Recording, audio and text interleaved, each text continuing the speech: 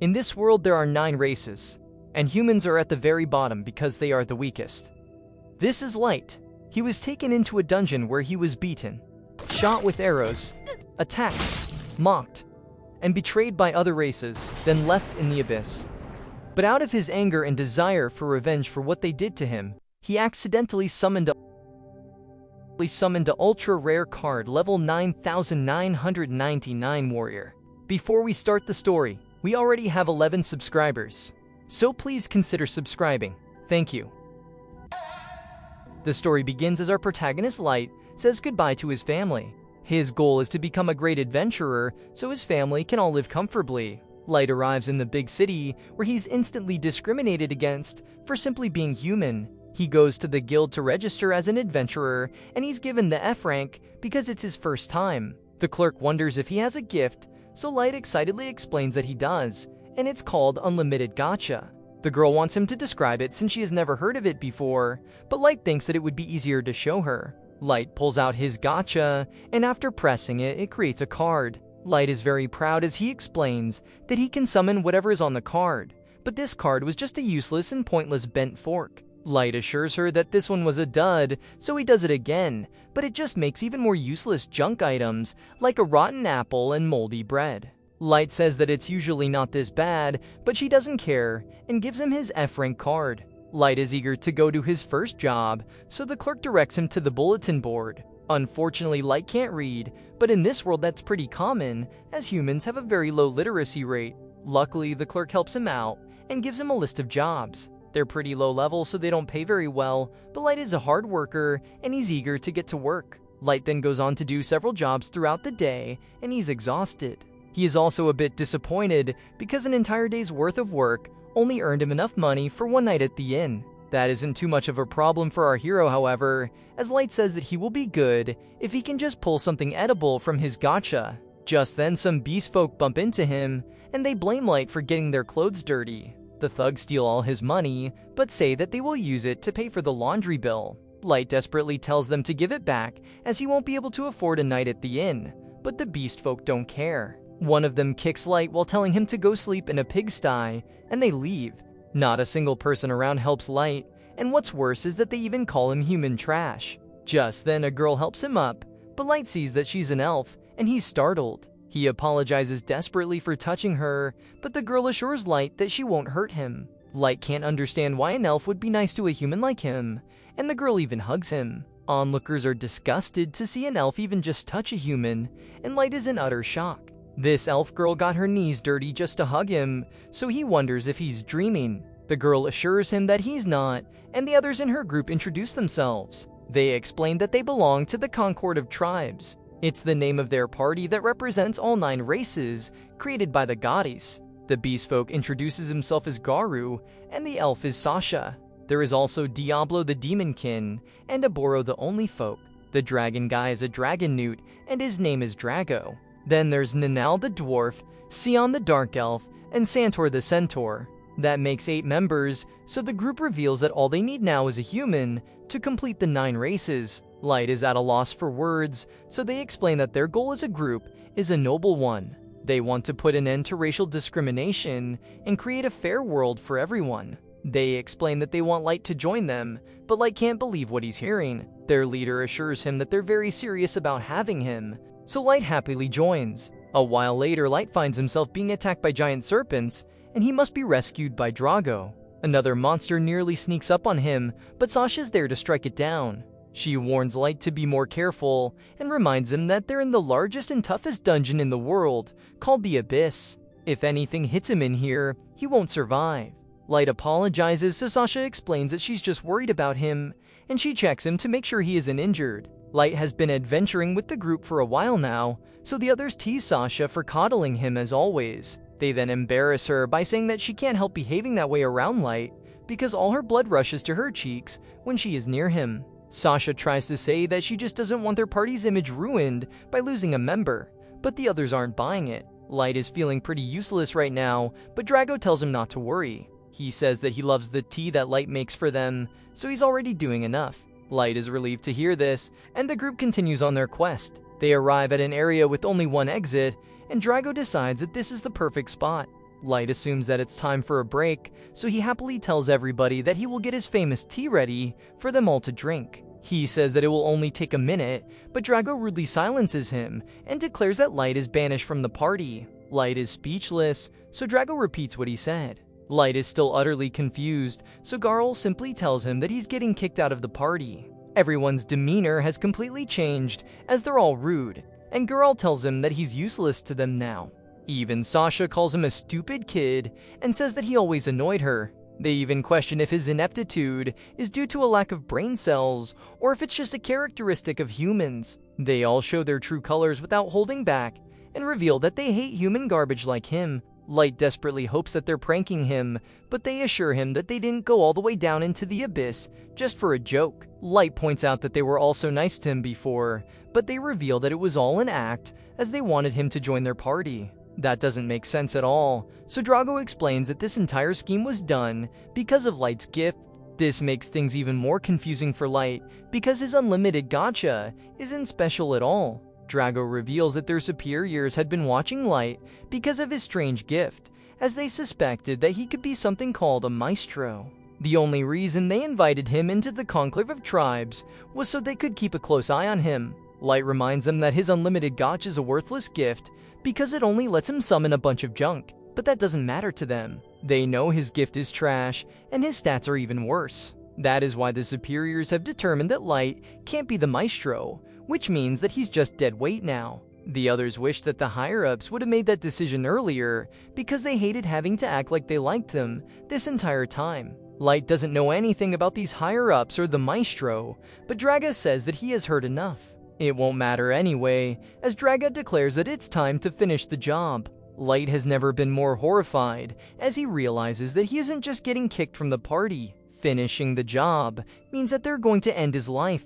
It's time to get started, so Garo attacks him and cuts up his face. Light's entire body trembles as the dark reality of the situation sets in, and he runs for his life. It's no hope as the group tells him that there's nowhere to run. He wouldn't stand a chance against even just one monster from the abyss, so they suggest that he just let them take his life instead. Sasha doesn't even plan on giving him a chance to escape, and she fires an arrow right through his leg. Garo expresses just how much he loves hunting humans, and sighing agrees by saying that their cries are like music to her ears. Garo continues the beating by kicking Light, but Drago says that's enough. Garo wants to have some more fun, but Sasha reminds them that they need to stick to the plan. Their cover story is going to be that a monster from the abyss eliminated Light, so they can't give him any marks that would contradict that. Garo is ready to do the honors, and he tells Light that he was an entertaining punching bag, so he will make the execution quick. Light desperately crawls away, and he wonders why things had to end up this way. Light's despair reaches its peak, so he cries out that he wants to live, and he just so happens to set off a teleportation trap. Drago urgently tells Garo not to let Light escape, but it's too late. Moments later, Light finds himself in a different part of the dungeon. He doesn't find any relief in this, however, as it doesn't change much. His body's severely injured, and he is sure that his life will end the second one of the abyss monsters finds him. Light can only think about his family, and he wonders what went wrong. The adventures were so nice to him, and he thought they were growing closer after spending so much time together. Of course, the reality is that they betrayed him in the worst way. Their friendship was all an act, and they actually took joy in tormenting him. They were all eager to watch him be eliminated, and they were prepared to do it with smiles on their faces. Light's sadness has quickly turned to rage, as he now hates every single person in that party, and he vows to end all their lives. This anger fuels him, and his thirst for vengeance refuses to let his life end here. He vows to make them pay, and he swears to rip all their guts out. Things take an even darker turn, however, as a monster appears, and Light is shocked to see that it's level 1000. That should be impossible, and it's the kind of monster only heard of in folk tales. This makes Light realize the chilling reality that he was teleported to the deepest part of the abyss. There is no hope as the beast approaches him, but Light refuses to die before getting his revenge. All Light has to even try and fight back is his unlimited gacha, so he uses it. Light activates his unlimited gacha repeatedly, pulling card after card. Most are still junk like a rusty knife and a rotten apple, but Light refuses to give up.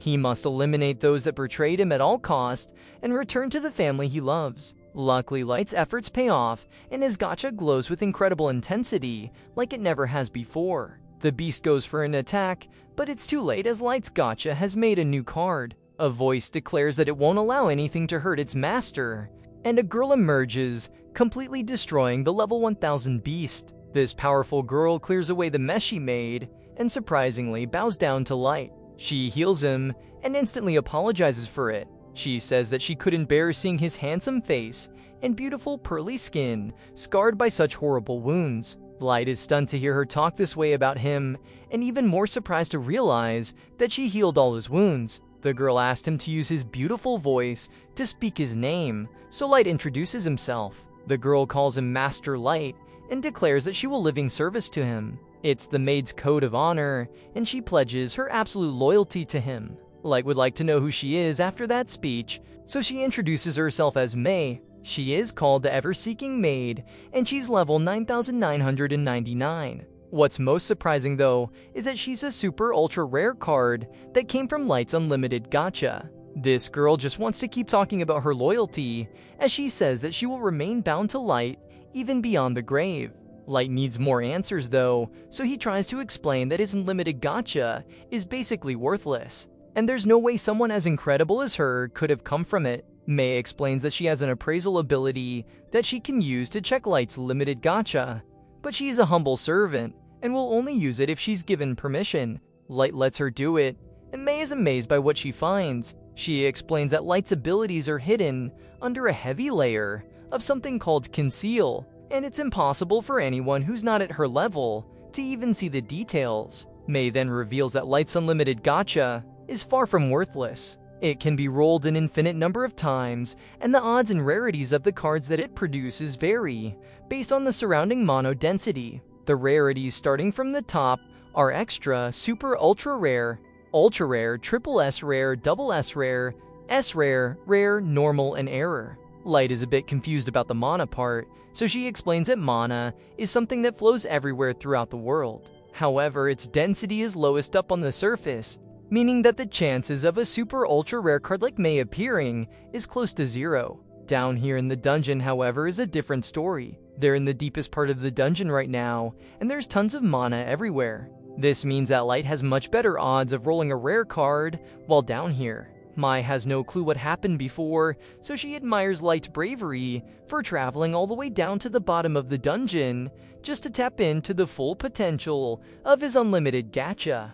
Light isn't a liar though, so he reveals that he could never brave the abyss on his own. He explains that he was betrayed and his old party slashed him and shot him with arrows. Light cries as he's overwhelmed by emotions from the betrayal, but his rage comes back as well. He wants to make them all pay and vows not to rest until they get what's coming to them. Just then Mei embraces him and apologizes for him having to experience so much suffering. She tells him not to worry, however, because with her power at his disposal, bringing divine retribution upon his foes will be a simple matter. Mei then pleads for Light to give her the order to hunt down the deceitful heathens and bring their heads back on pikes for him. Light is hesitant for some reason, so he steps back. Mei assumes that it's because Light is too kind of a person, so she says that his enemies don't deserve mercy. Light responds by saying that isn't the problem. He put his faith in those people and got duped. Then he almost lost his life after being beaten to a pulp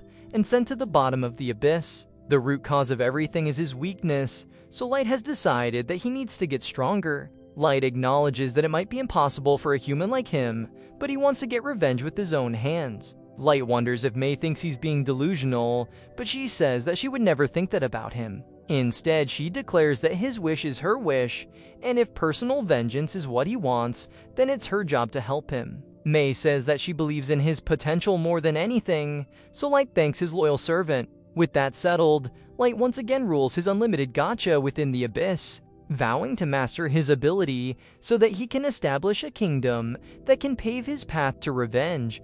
Fast forward 3 years, and we see that Light has built an entire empire in the deepest part of the abyss. He tells his legion of maids that they all did a good job today, and they all thank Master Light. Every single one of the girls is enamored by him, and they wonder if they used up all their luck in life just to be near him. One girl even takes it a step further, as she wishes that she could get a good whiff of his feet. They're getting far too out of control for Mei's liking, so she requests Light's permission to silence them. Light tells her that it's not so bad because they just like him a lot, and he lets them be. We then get a look at just how vast Light's empire is, as it contains several shops and tons of people just living normal lives. Everyone greets Master Light as they all love him, and offered to serve him their best meals. Some of them are running out of supplies, but Light is a benevolent leader, and he promises to inform the administration. Mei is on top of it as well, as she wants to take care of any issues immediately, so people don't get the wrong idea about how the empire is going. Light acknowledges that the population here has gotten much bigger the past 3 years, so he might have to revise the entire system. Light's next concern is the whereabouts of his other top warriors. They're all from level 9999 super ultra rare cards that he summoned, and Mei explains that they're all carrying out missions for him. The one named Ayuki has been scouting the upper perimeter of the abyss and making maps. The forests around the abyss are crawling with monsters, but Light is sure that it will be no problem for a genius tamer like Ayuki. The next warrior is Ellie, who has been working hard to develop new magic in line with Light's grand plan. Light has a lot of things going on at once, so he just hopes that Ellie doesn't get overwhelmed trying to keep up with his plan. Another warrior is named Nazuna, and she is out patrolling the castle grounds as usual. She is an expert at close-range combat, so she makes the perfect guard. Mei adds that Nazuna might not be the smartest person in the world, but she is definitely a blast to be around. Back in the castle, Mei was annoyed to find that a certain someone was waiting for Light. It's the level 7777 warrior named Jack, and Mei must remind him to address Master Light more formally. Light allows it though, as he sees Jack as an older brother figure. The two guys head outside to do some training, and Light says that the gloves are coming off today. Neither of them will be holding back, and Light starts the match with a quick attack right to Jack's gut. Jack is impressed as he was pushed back, but he points out that people don't call him the iron-blooded barricade for nothing. Light's attack would have ended the life of anyone else, but Jack is a powerhouse. The two continue sparring, and we see that Nazuna is dutifully patrolling the castle. Nazuna tells the maids that she's carrying out an order from Master Light, and it's a super important job. All the maids flatter her by saying that they're glad to have someone like her protecting them, and Nazuna does her best to stay humble, as she is simply doing her job. Nazuna isn't sure about where he wants the patrol next, so the maids reveal that they have a request for her. They want her to check a certain area because it's off limits for them. This area turns out to be Light's bedroom, so Mei can only wonder why Nazuna is knocking on his door. Nazuna reveals that she wants a patrol inside, but Mei explains that Light's room is already very secure. Nazuna catches her off guard by reminding Mei that Light is out training and wondering what she is doing in his room. Mei explains that it's a maid's duty to always stay busy, but Nazuna just ignores her and makes her way inside. Nazuna is very observant, as it looks like someone was just rolling around on Light's bed. That isn't all, as someone seems to be kicking their legs up while sniffing the pillows. Mei is a quick thinker though, and explains that this is just her unique bed-making style. She says it's a trade secret, so Nazuna can't tell anyone, and Nazuna completely falls for it. She thinks it's an incredible skill Mei has, and she tells Mei that she really does live up to her reputation as Light's first summon. The other maids also sent Nazuna with a message, and it informs Mei that they're unhappy with her monopoly on Light's room. They demand that Mei give everyone the right to clean it, and they have started a petition to have Mei removed as head maid. They declare that her tyrannical rule will soon be over, and they tell her to get wrecked. Nazuna wonders if there's anything she can do to help, but Mei says that it's her responsibility to address the fairy maids personally. She thanks Nazuna for her work, and Nazuna is delighted when Mei gives her a tip. Nazuna instantly goes to spend her money at a shop, where they just received a shipment of delicious snacks. Nazuna refuses to be swayed by mid-tier foods, as where her stomach really craves are milk and pancake sandwiches. Nazuna slams the snacks into her face and finds Ayuki in the castle. Ayuki was supposed to be scouting the forest around the abyss, so Nazuna wonders what she's doing. Ayuki speaks in meows, but Nazuna can't understand what she says the way Light does. The genius Nazuna takes a stab at trying to guess what she is saying, but it doesn't go well. She wonders if Ayuki needs help cutting trees down in the forest to make scouting easier, but that doesn't seem to be it. Nazuna guesses that Ayuki ran into a powerful monster that she couldn't defeat, but that isn't it either. Nazuna acknowledges that Ayuki was summoned before her, but she points out that she looks like the older and stronger one. Because of this, she tells Ayuki to not hesitate to depend on her if she ever needs to. Ayuki gets fed up, so she talks normally and reveals that she completed the mission without encountering any threats. She finished a part of the map that Mei wanted her to, and she just came back to deliver it. Back inside, Nazuna is pleased to see that her patrol has gone well, but she's disappointed after not seeing Light all day. After a quick check to make sure she's alone, Nazuna hops onto Light's throne. She thinks about how he always looks so cool sitting on it, and she wishes that he was here now. Just then, Nazuna is horrified after she breaks off a piece of Master Light's throne. She quickly slaps the wing back onto the angel and runs for her life. Back outside the castle, the two guys are still going at it, but they agree to call it a day. As they recover, Jack points out that Light has pretty much mastered how to use his body as a weapon. Light is incredibly humble though, and credits Jack for teaching him. Light has gotten extremely powerful from their training, so Jack says that only a select few can hold their own against him down here in the Abyss. The Abyss is home to the strongest beings on the planet, so that means that there are even less people that can hold their own against him on this surface. However, Jack says all this just to remind Light that there are still beings out there that are stronger than him. Light acknowledges his warning, as the surface world is full of unknowns, and he swears not to ever let his guard down. Light is determined to stay alive at all cost, as he must see his revenge through till the very end. Nearby, Mei addresses the other maids, but they act like they don't know why she wanted to meet with them. Mei recites the message they sent her line for line, including the get wrecked part, so the maids all apologize. They don't even know how to explain themselves, so they come up with an excuse. They say that they know how busy Mei is all the time, and they just wanted to help lighten her load. They have other excuses as well, but that doesn't explain why they told me to get wrecked at the end of their message. There is no good lie for that one, and what's worse is that they sent Nazuna to deliver the message instead of meeting her face to face. The girls' once unified team begins to fall apart as they blame each other, but Mei has had enough. She rejects their request to clean Knight's room, and instead she orders them to clean the hallway that leads to the throne room. To make things even more tough on them, she orders them to do it entirely by hand. The hallway is insanely long, so the girls think it will be impossible, but Mei assures them that they will get it done. Mei will soon be going to the surface on a mission for Light, so she expects the girls to work diligently while she's gone. Elsewhere, Nazuna wishes that she could buy a sweet-looking weapon, and Elle is surprised to find her here. She assumes that Nazuna is looking for candy, but Nazuna is just admiring the craftsmanship of some battle gloves. Nazuna thought that Ellie would be out doing construction work or performing an inspection as usual, but Ellie's actually taking a break.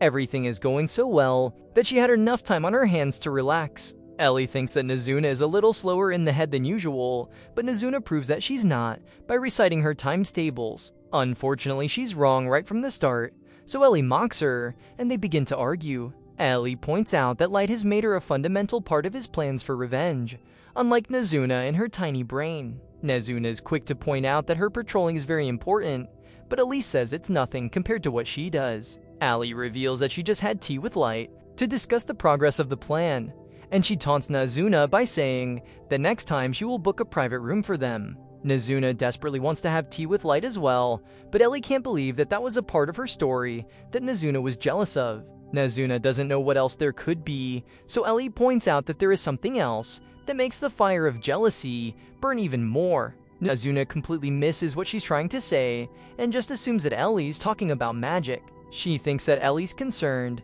about not being able to defend herself without magic someday, so she offers her help whenever Ellie needs it. Ellie concedes and says that she will, leaving Nazuna to happily walk away. She returns to patrolling, and Ellie can only think about how Nazuna is one of a kind. Back in the castle, the four maids complain about how they ended up in trouble when they had a valid complaint about their boss. She is the boss though, so they can't really do anything, as Mei is basically untouchable. They all wish that they could be cleaning Light's room right now, where they would all run their noses through his sheets. The girl that always takes it a step further makes it even crazier by saying that she wants to lick all his used utensils. The other girls call her a freak at first, but eventually they all admit that they would do the same. The girls can't help but think about how Mei was the first to be summoned. It took a whole another 3 months before Yuki was summoned as the second one, so the girls can only wonder what they did while they were all alone. Their minds go to crazy places as they think about how pure and oblivious Light can be sometimes.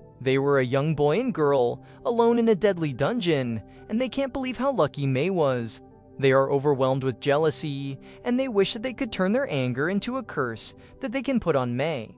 They give it a shot, but are soon shocked when Mei appears. They all thought that she was on a mission, but she hasn't left yet. Mei explains that she heard them chanting "die" over and over again, and she demands an explanation. They all change their tune to act like they have always been loyal to her, but Mei isn't buying it. The girls finally admit that they were overwhelmed with jealousy, especially because Mei was able to spend so much time alone with Light. Mei points out that she's under no obligation to reveal anything, but she will, just to be nice to them. She reveals that during the 3 months prior to Yuki being summoned, Light spent the entire time reading tons of books and practicing every kind of martial art. He was consumed by his desire to become stronger, and there was never time for them to do any of the vulgar things that the maids had been thinking about. Mei has been feeling like she was being too harsh on the girls and that her orders were unreasonable. She was thinking about taking it easy on them, but she realizes now that she was wrong. The girls don't seem to have learned anything, so Mei orders them to clean the throne room as well.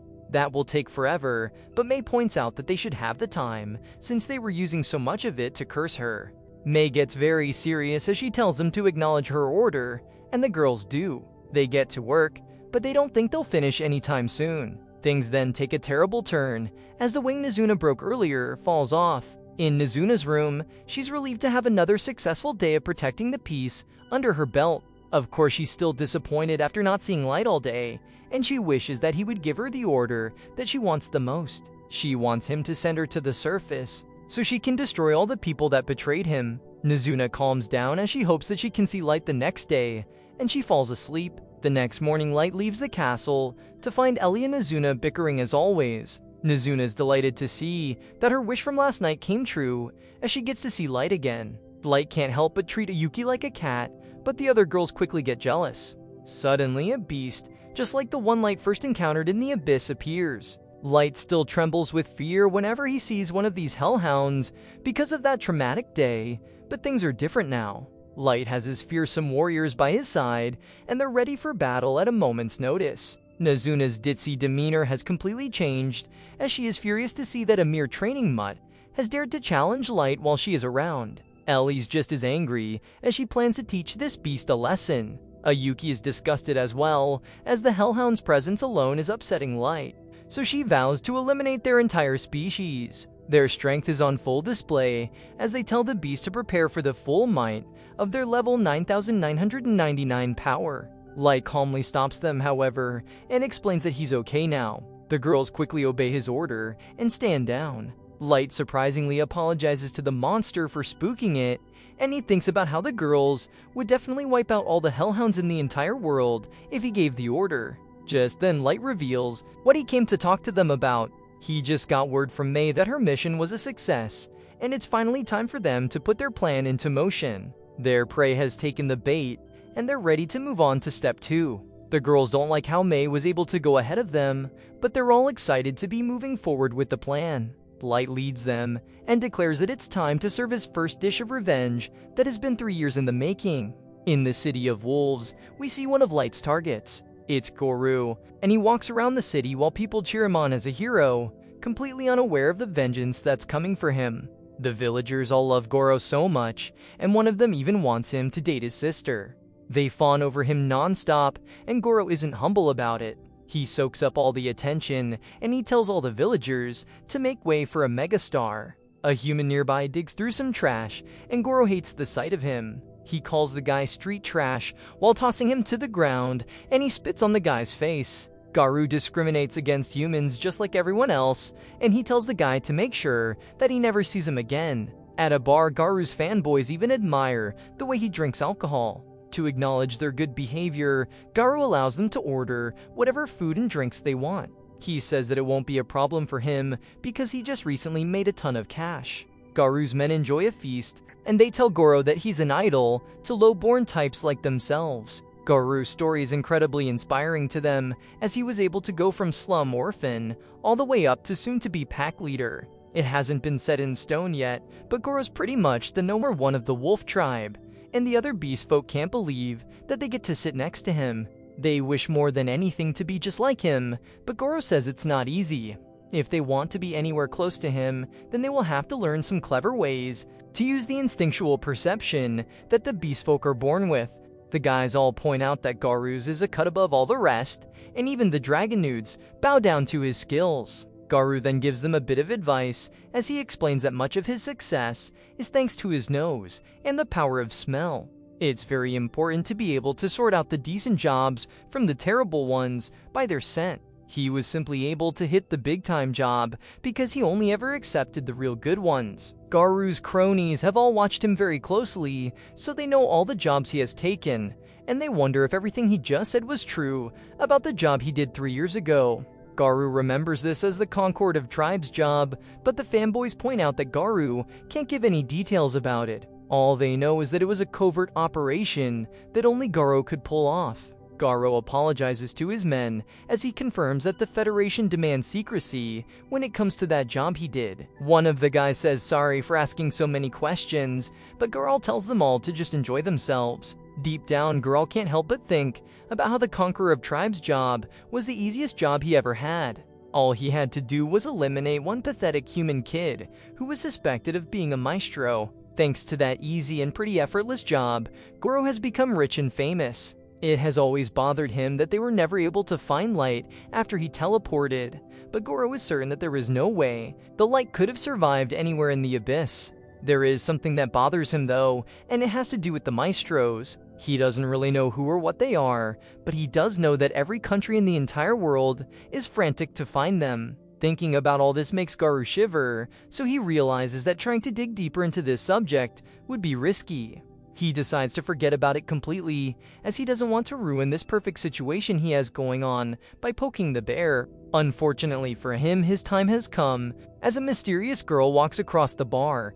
It's May, and she apologizes for interrupting Garu's conversation. This all took place 1 month ago, and we see that now Garu and his men are escorting May through the abyss. May pretends to struggle after traveling through the abyss for a month straight, and Garu thinks about how it'll only be a little further before he can show his real intentions. A look back to when May arrived at the bar shows that she pretended to be someone that didn't know about what happened to Light. She was simply looking for Garu, who was said to have been a member of the Concord of Tribes. Garu's men were furious to see a pitiful human speaking to their leader, but Garu wanted to hear her out. May gave her name to Garu and explained that she lived in service to her master Light as his most loyal maid. Garu was shocked to hear her say Master Light, and May revealed that she had been searching for Light's whereabouts. Garu feared that she might know something about what happened, but he didn't believe it because no one outside of the Concord of Tribes knew. May then lied and said that Light was a key figure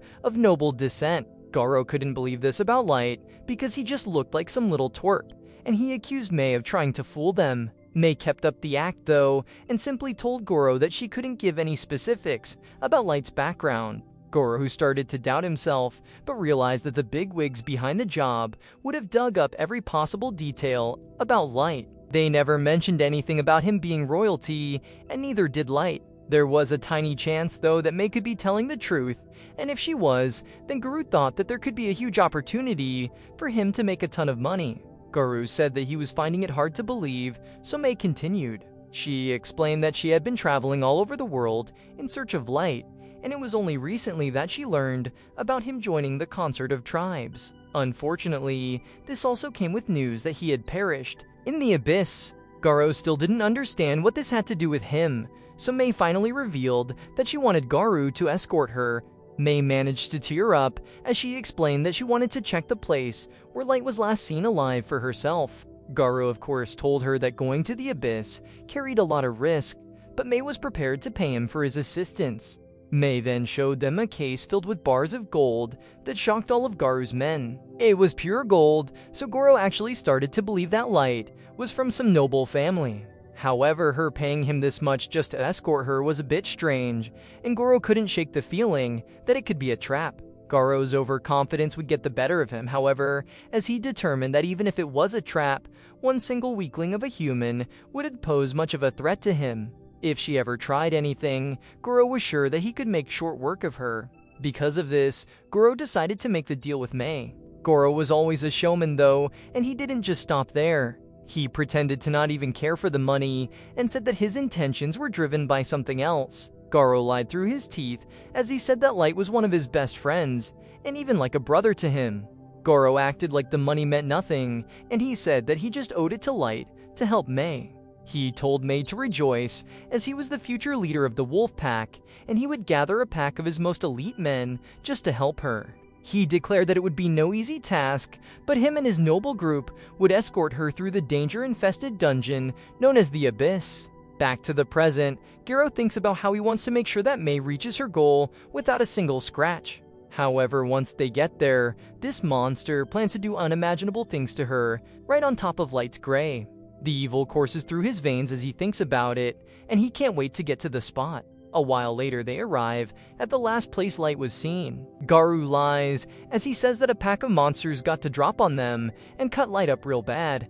Then he was unfortunately caught in a teleport trap, and he was never seen again. Mei turns the acting up to really sell how saddened she is, and she begins to cry.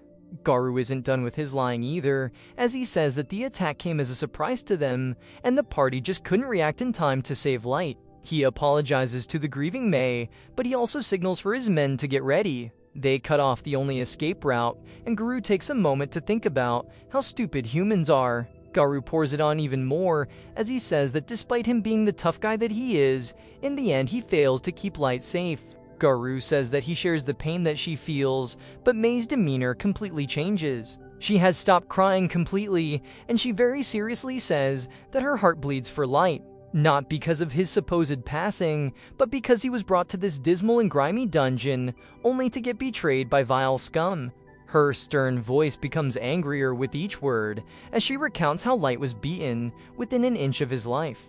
The look of confusion emerges on Garu's face, as Mei wishes that she could have appeared at Light's side just a little earlier. She swears on everything good in this world that if she had been, the Light never would have suffered the pain of being kicked and shot with arrows. The shame she feels is unbearable, and she desperately wants to make it right. The chill of her vengeful voice strikes fear into Garu's heart, so his primal instincts force him back. Garu realizes that Mei knows every single detail about what happened that day, but that shouldn't be possible. The only people who really know what happened are the members of the conquered tribes, and a small handful of elite executives from each nation. Garu demands to know who she really is and who she works for, as he suspects that she was sent by another tribe to spy on him. Mei is insulted to hear him mistake her resolve for something so shallow, and she says that her allegiance belongs exclusively to her master Light. Garu calls her a rotten liar for tricking him, but this would prove to be a huge mistake.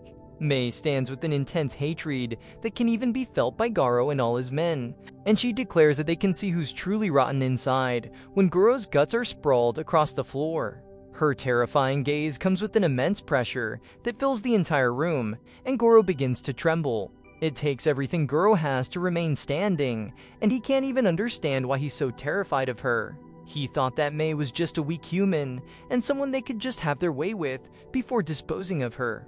It doesn't make any sense at all why she's able to freeze him in place and send chills running down his spine. Mei's stare only gets more intense as her endless hatred pours out of her, and Garu starts to realize that he won't survive what's coming. He determines that there's no hope left, but he's shocked when someone appears, instructing Mei to settle down. Mei obeys this order by suppressing her anger, and Garu's left even more confused. They are in the Abyss, so he says that there is no way that some little brat of a human made it down here by himself. Garu is sure that this kid must have allies with him, so he tells his men to keep their eyes peeled for them. Just then Garu finally starts to understand how wrong he has been about this entire situation. His mind still struggles to believe what his eyes are seeing, as it should be impossible, but he can't escape the terrifying reality as Light finally reveals himself.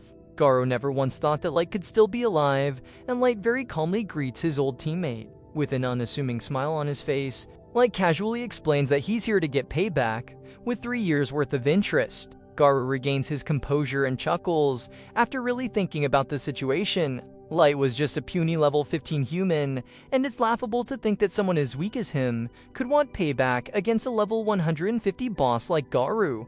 Even just the thought of it makes Garu laugh, and he couldn't be more thankful that humans are so stupid.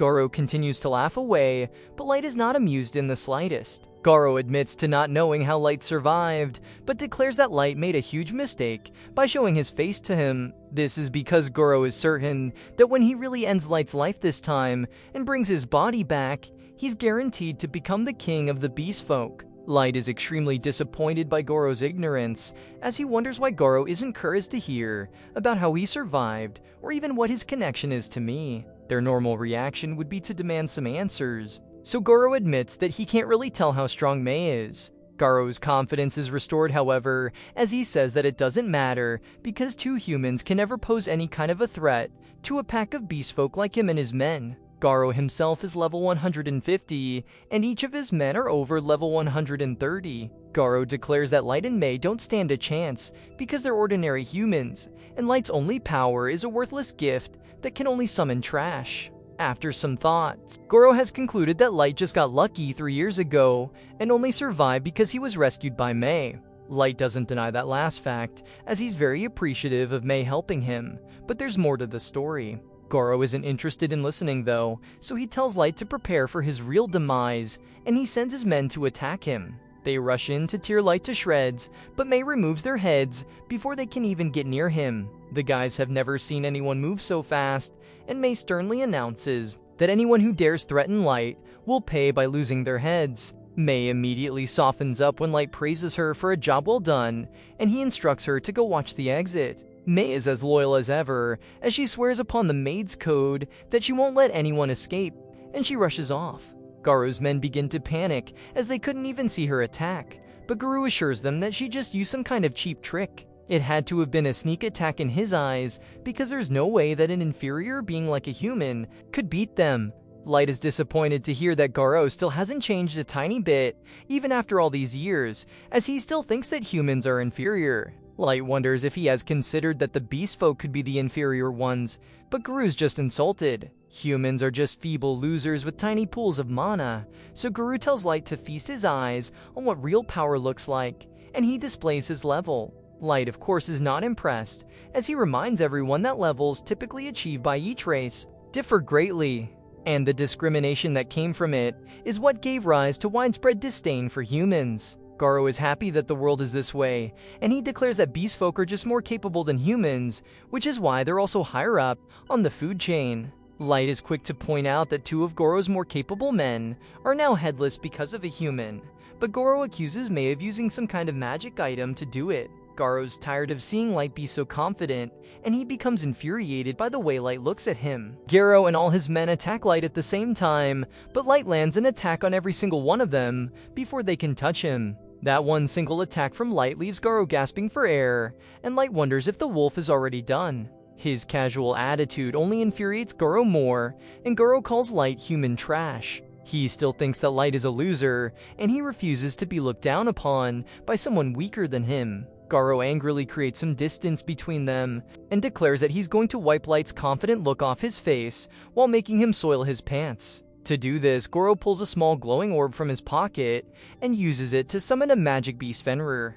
The summoning causes the air to shift in the room, and Light is impressed when Goro's Fenrir finally appears. Goro confidently announces that this beast is his Hasten the Hole, as it's level 500. Goro's men are amazed to see that their leader had such a crazy secret weapon, and they're relieved as they will now win the battle. Goro tells his men to stand back and watch, and he warns Light that he's about to feel the full force of his insanely high-level beast. Unfortunately for him, Light only lets out a sigh, as he's disappointed to see that Goro's secret weapon is pitifully weak. Level 500 is nothing, and Goro's confidence in it is embarrassing to him. Goro has a good laugh, as he assumes that Light just lost his mind out of fear. He gives our hero a chance to beg for his life, just like he did 3 years ago, and instructs him to drop down on his knees while begging for Lord Garu to spare him. Light has a different idea, however, as he wants to toy with Garu, so he can really savor his revenge. Light tells Garu to attack him any way he wants, and he promises not to move a single inch from where he's standing. Garu's anger and frustration continue to grow, as it can't seem to break Light's confidence. He refuses to believe that Light can back up his talk, so he announces that he will have his Fenrir wipe Light out of existence. He orders his beast to use its blazing howl attack, so it fires a massive beam at our hero.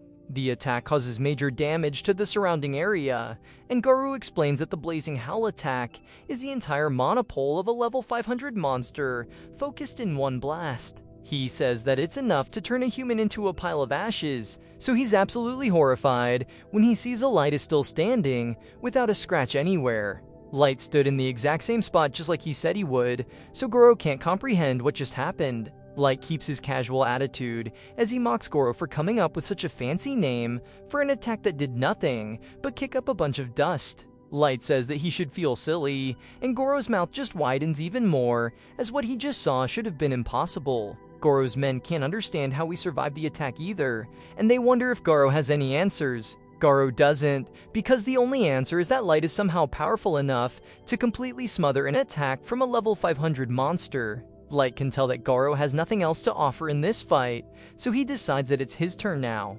He starts by saying that Goro shouldn't call his little pet a Fenrir because it gives people the wrong idea. Fenrir are legendary mythical creatures with otherworldly powers, so Light declares that he will show them what a real one looks like. Light then shocks every single one of these guys as he pulls out a level 9000 ultra rare card. He releases the primal god Wolf Fenrir, and Garou stands frozen by shock as the beast is summoned. Garou's level 500 beast was one of the highest level monsters he had ever seen, so Light's level 9000 Fenrir blows his mind. Light orders his beast to eliminate Garou's, so it sends out its lightest attack. It blows a small gust of air out of its mouth, and this completely freezes Garou's monster.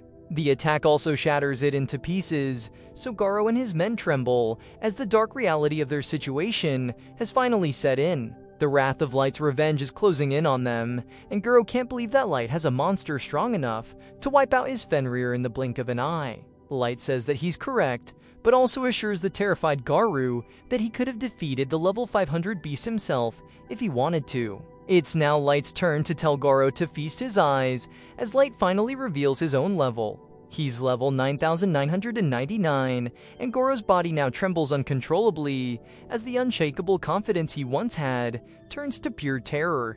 Garo was sure that humans maxed out at level 100, so his mind desperately searches for answers, and he can only conclude that Light is some kind of imposter. This makes sense to him, because Light looks exactly the same as he did 3 years ago. He has the same face and body, but any normal human would have grown by now. As Garo's mind spirals into chaos, Light explains that he wears the bracelet of youth that stops him from aging. Light is so driven by his revenge that he forces his body to stay exactly the same, so it can remind him of all the pain, anger, and despair that he felt that day. He will never forget it, and he also wants it to stay fresh in his mind at all times. Garo comes to terms with the fact that this is the real Light, but it never really mattered in the first place. Garo now knows that it was he that never stood a chance, because Light is an absolute monstrosity.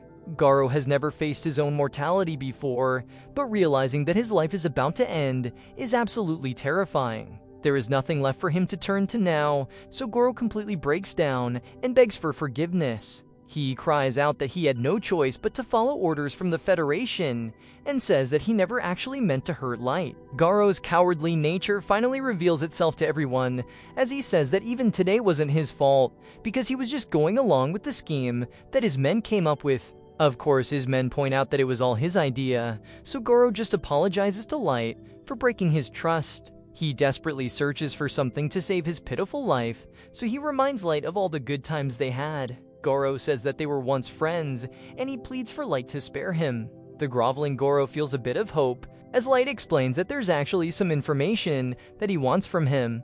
Light wants to know everything that Garo knows about the Maestros, but unfortunately Garo doesn't know much. The group was only instructed to go search for one, but Light wants to know why the government is desperate to find them. Of course, Garo has no idea, so Light demands to know why the Conqueror of Tribes still tried to end his life, even after finding out that he wasn't a maestro. Garo doesn't know that either, and he just admits to not knowing a single thing. Light wonders if any of his men know anything, and they all say that they do. Unfortunately for them, Mei has an ability that can tell when people are lying, so she slices them all to pieces. She declares that anyone that attempts to deceive her master will be sent to the afterlife, so she tells Garo to choose his words wisely. Garu squeals from the terror of seeing all his men wiped out in an instant, and Light reveals that he has only one more question. Light has shown Garu what he and Mei are capable of, so he wants Goro's opinion. If they were to wage war against the entire world, does Goro think that they could win? Goro has always been proud of his perception and instincts, so Light wonders what they're telling him about this war Light wants to start. Light reminds him that Mei has the eye of truth that can see through everything, so he warns Goro not to lie. Goro fears that his answer will cost him his life, but his life is in danger regardless, so he soils himself. With no ego left to feel his arrogance, Guru chooses his words much more carefully. He says that considering the great amount of power the Light possesses, he is sure that the battle will go in Light's favor right from the start.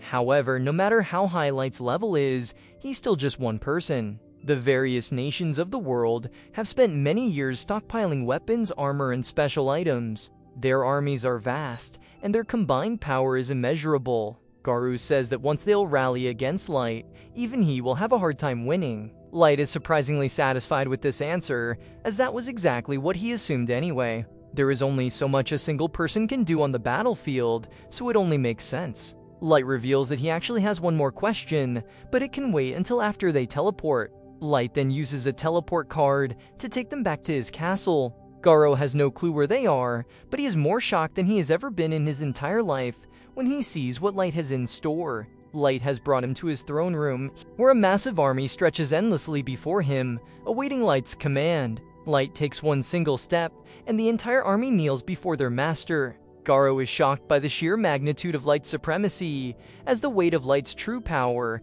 finally crushes whatever remained of his sanity. Light takes a seat, and he tells everyone to stand so they can display their stats. His seemingly endless army of unique warriors obey his order without a second thought, and a sea of numbers fill the room. Each of Light's warriors stand out with a unique presence, their levels ranging in the high thousands. A collection of beings so distinct in appearance that each one of them look more like legends than soldiers. Even the weakest among them stand above level 1000, while some of the strongest are full-fledged mythical beasts, reaching levels as high as 9000. At the very top are Light's elite warriors that all max out at level 9999. Light explains to Garo that these are the forces that he has massed over the last 3 years. In that moment, Garu's expression embodies pure despair, the realization that he's standing before a power far beyond anything his mind could ever comprehend. Light was prepared to ask him again about his chances of winning a war against the entire world,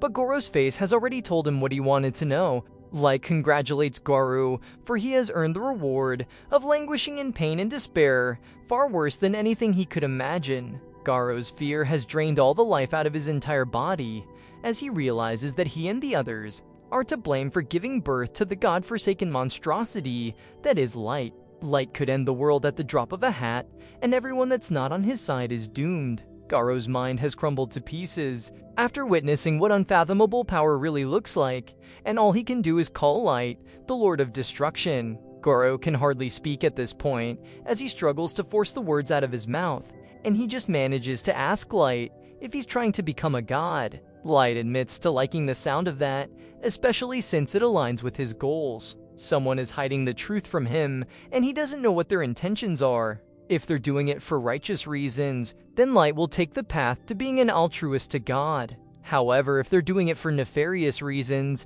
then Light declares that he will have to go down the path of a satanic monarch. The power that allows him to do all this comes from his one ability. With it, Light can either grant blessings and fortune, or draw on everything in despair. The world has a chance to prove which it deserves by simply revealing the truth that it hides. Light's plan for the future has already been set in motion, so he announces to his army that it's time to begin their march from the abyss to the surface, out of the darkness and into the light.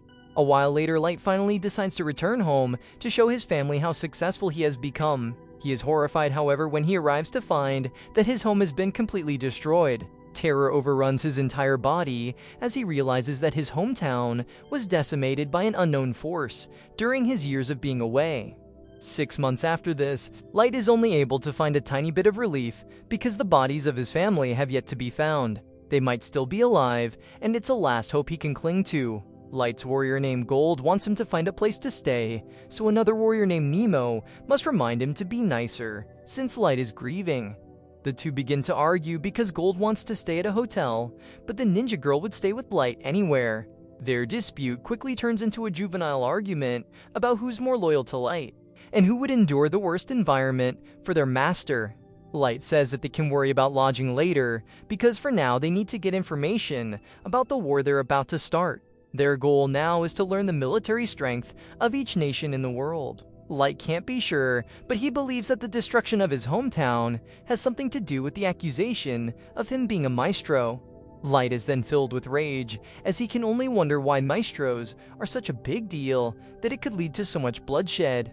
He declares that if the world turns out to be filled with crooked evil, then he will have no choice but to burn everything to ashes. The power that flows through him when he's at his angriest strikes fear in his allies, and they suggest that he try to temper himself when he's in public.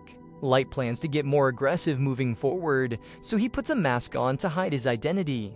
He tells the others not to call him Light while on the surface, because up here he wants to be called Dark. The new name will keep the Conqueror tribes from learning about him, and he decides to register Dark as an adventurer and raise his rank by doing quests. Getting information is the most important thing right now, and having a higher rank means that he will be able to ask questions to higher level people. On their way, they encounter a family that's being robbed. Gold blows their cover by announcing himself, but the bandits prove to be easy for them to defeat. The family gives them a ride to Draga City, and they explain that the dungeons there are perfect for someone looking to level up. The quality of the dungeon there is extremely high, and it attracts a lot of adventurers. Light told them that they are newbie adventurers, but after they part ways, the girl wonders if it's normal for newbies to be as strong as them. This is Gold and Nemu's first time on the surface, so they're amazed by all the weapon and armor shops.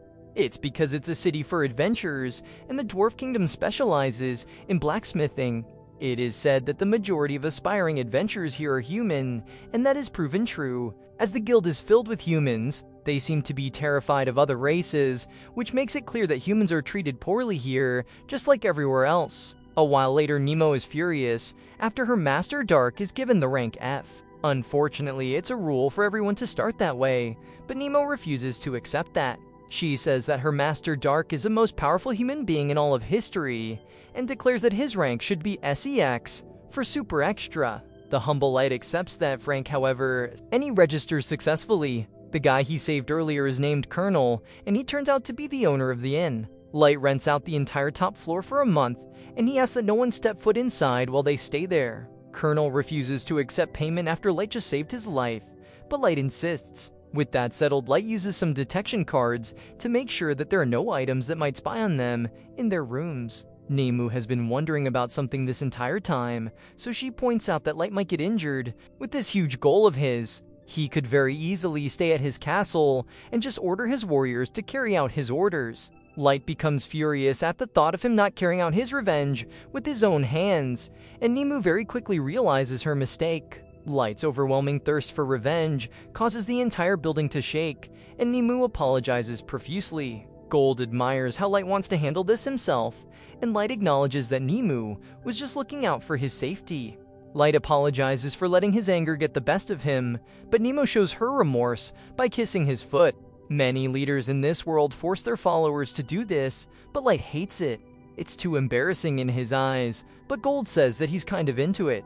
The next day, Light notices how lively the shops are, which makes it clear that the dungeon must be as good as advertised. The people are amazed by Gold's armor, but they also notice Light's mask, and Light wonders if it makes him stick out too much. There is a huge line to get into the dungeon, but Gold notices that there are no elves. This makes sense though, because the elves and dwarves are currently feuding over who has claim to the dungeon. Light gets uncomfortable by how close Nemu is to him, but she says that this is her way of protecting him. Just then, they notice three mysterious people in hoods as they cut the line. However, the person at the front carries himself with incredible sharpness, despite the giant and obviously heavy weapon that he carries. Some adventurers are too terrified to say anything, but Light isn't, and he reminds the stranger that cutting a line is against the rules. The guy is furious as he can't believe that Light doesn't know him, but Light doesn't care, and stands by what he said. His warriors join in with some insults, as Nemo wonders if these guys are too dumb to know how lines work. and this makes the guy really angry. He refuses to be spoken to that way by some disgusting humans, but his servant reminds him to restrain himself so they don't cause a scene. This guy is obviously very strong, as his servant reminds him that using his sword would be going way overboard. They decide to just go to the back of the line, so all the adventurers around tell Light how amazing that was. The other group apologizes for not saying anything out of fear of starting a fight, and they're grateful for Light being there. They can't help but wonder if Gold's armor is made of real gold, but Nemo hits them with some reality, as she says that it's fake. Gold is too malleable to be used in armor, so the adventurers apologize for such a silly question. Gold uses this color as more of a symbol to express his dedication to being a knight. The adventurers can tell that this is their first time at the dungeon because they didn't come fully prepared. The first floors are incredibly large, so many people camp inside for days, but Light's group doesn't have any camping equipment. Light realizes that they have become accustomed to carrying everything in his item box, so Nemo wonders if they should carry some fake luggage to make them look normal. Soon it's their turn to enter the dungeon, and Light is amazed by how unique dungeons are. They are very mysterious, and learning their true purpose would require a deep analysis of the dungeon core. It would probably be impossible to learn everything about them, and Light is sure that Ellie wouldn't even be able to do it. Dungeons are filled with mana that gets stronger the deeper down they go, and that power gives birth to a variety of monsters and traps. The possibilities are endless, and dungeons can even be like their own world. This dungeon's incredibly beautiful, and Gold doesn't sense anyone nearby, so he says that Light can use some of his cards. Light uses some cards that conceal their presence, and allows them to fly, so they can easily make their way through the dungeon. Light never ceases to amaze Nemo with his abilities, because he also had a card called Clairvoyance that shows him the fastest route to the next floor. All of his abilities make things too easy and boring sometimes, but it saves him a bunch of time.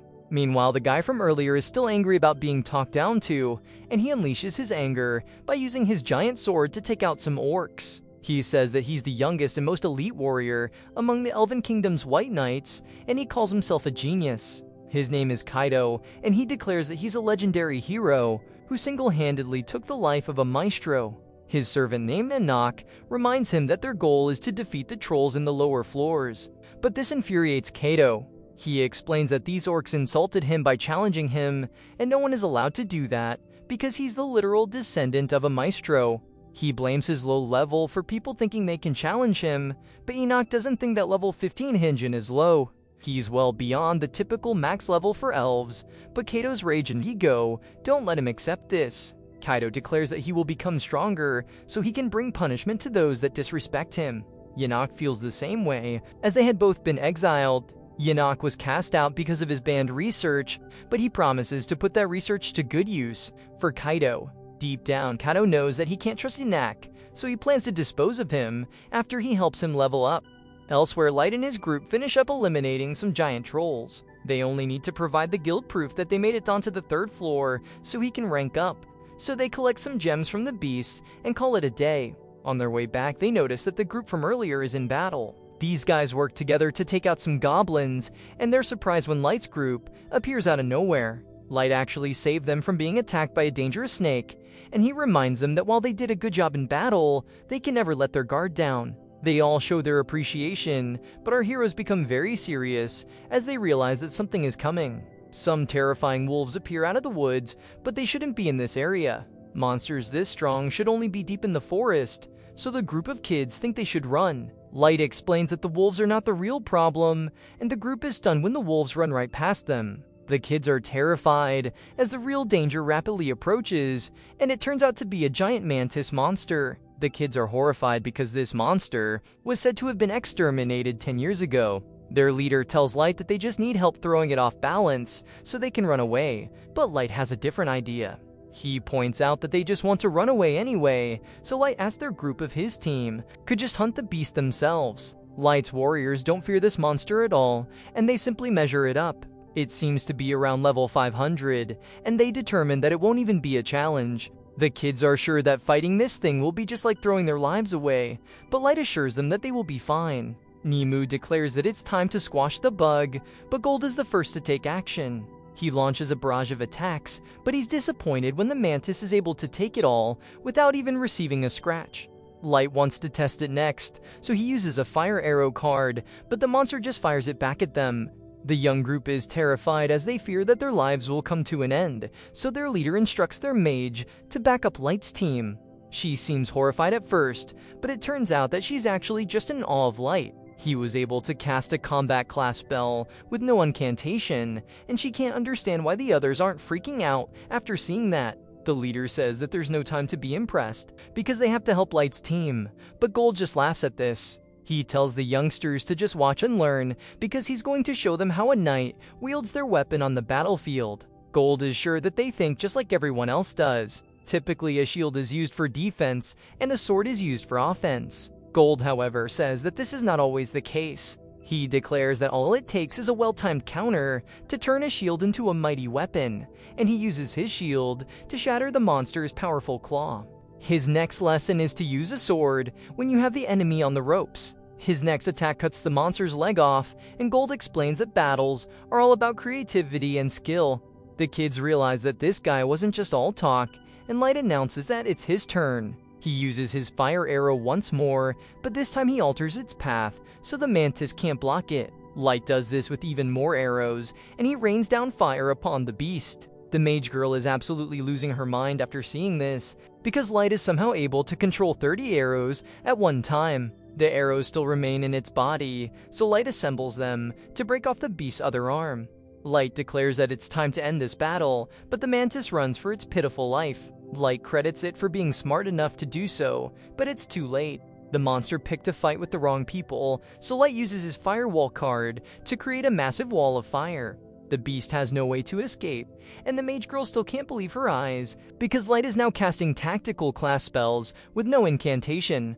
Her friends have never seen her like this before, but she can't help herself, because the stuff Light is doing is crazy. The mantis flies in the air in the hopes of getting away, but Nemo's right in its tail. She tells the beast to be grateful for being able to keep her master's attention for so long, but she slices the monster into pieces. Gold mocks her for the attack because while it was very powerful, she also made a mess of all the useful parts of the beast. Nemu quickly realizes her mistake because now they won't be able to sell any of it. The three of them act very casually in the kids' eyes, but their power is undeniable. They made quick work of a legendary monster, so the kids could only wonder who they are. After a while, one of these kids announces that they hit the jackpot. They're eluding the mantis, so the kid found the magic gem, and Gold tells everyone that they're lucky that Nemo didn't slice it into a million pieces. Light is relieved because this magic gem will surely help him rank up at the guild, but a kid just wants to know if there's some kind of famous party. He wonders if they're B rank, A rank, or even S rank, and he is shocked when Light reveals that they're all actually F ranks. The mage girl makes herself useful by using a water spell and telling the others that they can use it to wash their hands. After cleaning up, Light thanks them for helping him get his hands clean, but the kids are much more grateful for Light's team saving their lives. In return, the young adventurers offer to share a camp for the night, but Light doesn't want to burden them. The leader points out that the sun will be setting soon, and this place gets far more dangerous at night. Besides that, he points out that his little sister is itching to talk with Light about magic. Light takes him up on the offer, so that night they all enjoy a delicious meal. The mage girl's delighted to hear that Light's parents are both mages, because it helps explain why Light is so talented. The girl's name is Maya, and Light compliments her on her magic as well. Maya, of course, points out that she can't cast voiceless spells like Light can, so they are not on the same level. She becomes furious when her big brother doesn't know how impressive that is, so she gives him a little lesson. Maya starts by saying that impressive hardly begins to even describe how amazing what Light did is. She then goes on to explain that there are 3 classes of spells in magic. Combat class spells such as Fire Arrow and Ice Sword are designed for use against a single target.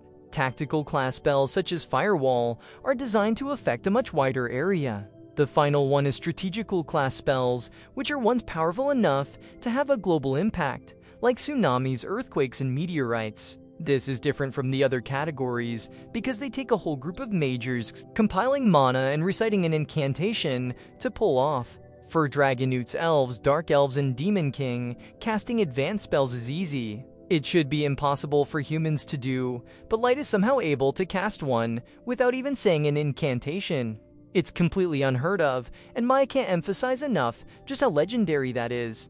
The leader doesn't understand too much about all the magic stuff, but what he can tell is the Light seems to be a good person. Besides that, he tells his sister that her magic is pretty good too, because she was able to get a referral to the Magecraft Academy. The academy is in a place called Duchy, which is a nation that was mutually created by all the races. The Magecraft Academy there is the most prestigious one in the world, so Gold is sure that Maya will soon be impressing herself. Unfortunately, Elio explains that they lost their parents a while ago, so she never actually got to go to the academy. That is why they formed their party with their oldest friends to make enough money to get by.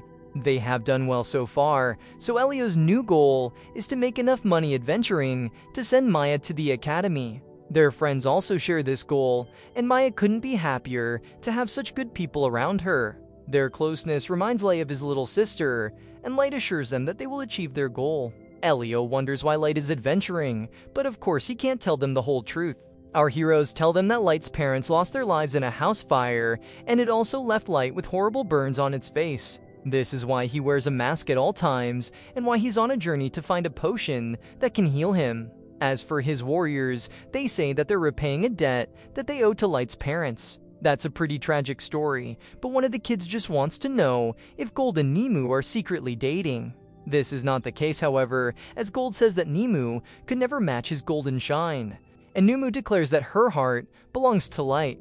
Elsewhere, Kaido finishes eliminating the giant trolls that he was searching for. Yuna compliments him on a job well done, but Kaido is furious. He explains that his Grandius sword is a legendary weapon of prestige, not some butcher's knife for carving up low-level trash monsters. Kaido hates having to do this kind of grunt work, but Yunak reminds him that collecting these samples is vital for his research. Kaido wants to keep getting stronger, and Enoch's research is trying to find a way to surpass the growth limits imposed on each race. They have eliminated several monsters up to this point, but Enoch declares that the next step is to gather the primary material for his experiment, and that is humans. This part actually excites Kaido, and he declares that it's time for the hunt to begin. The next day, the guild receptionist is incredibly grateful because Light has brought the guild another big haul of gems. They are super valuable, and everyone in the guild has been talking about Light's party. Nemo points out again that Light deserves to be SEX rank, but Light is just ready to get paid.